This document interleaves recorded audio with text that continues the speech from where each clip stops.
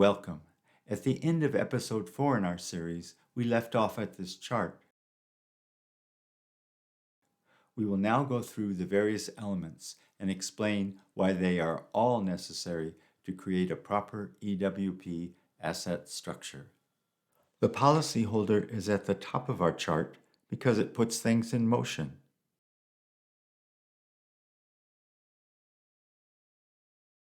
The policyholder can either be an individual, trust, or corporate entity. The policyholder is the purchaser of the life insurance contract.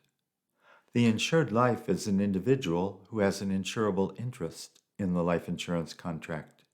It can also be several individuals. In most transactions, it involves a medical exam.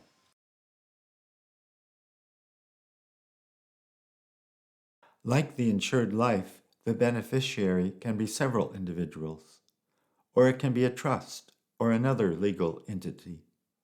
Like this little boy receiving the feel of the rain, the beneficiary receives the assets in the policy upon the death of the insured life. The life insurance contract is the centerpiece of the asset structure. It unites the other elements of the structure.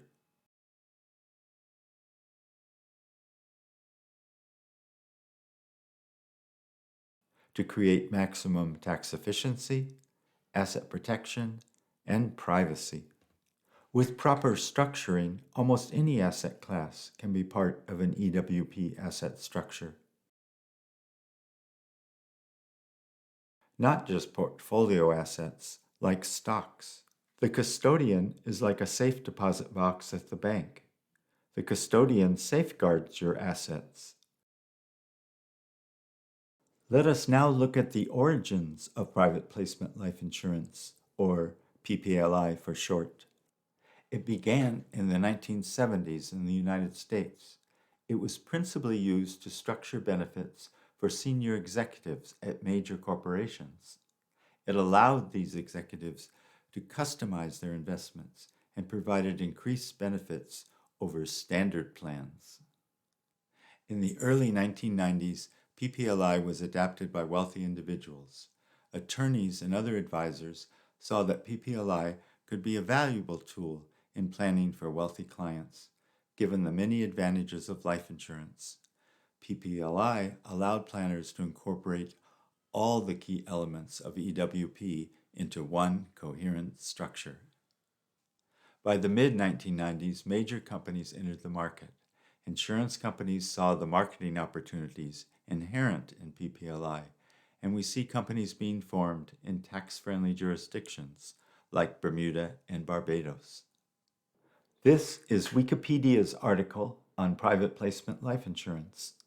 In this article, there is a section on expanded worldwide planning. We are proud to be mentioned as an exponent of EWP in our use of asset structures. PPLI provides tax deferral on all the assets in the policy. This is our example over a 40-year period. Even after 10 years, there is a $3.4 million gain in the PPLI policy. After 40 years, the difference is very substantial, with a $48.2 million gain in the PPLI policy. I apologize for this visual error. The $48.2 million should be over the last set of columns, the 40-year example. In episode 6 in our series, we will return to the 6 principles of EWP. We will demonstrate how these 6 principles work to give an EWP asset structure its well-deserved reputation as the premier asset structure of our time.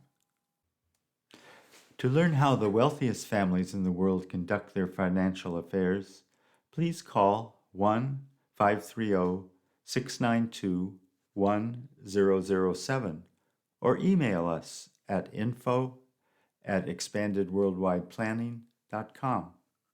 At your convenience, we can arrange a call to discuss how our unique blueprint can vastly enhance your asset structure.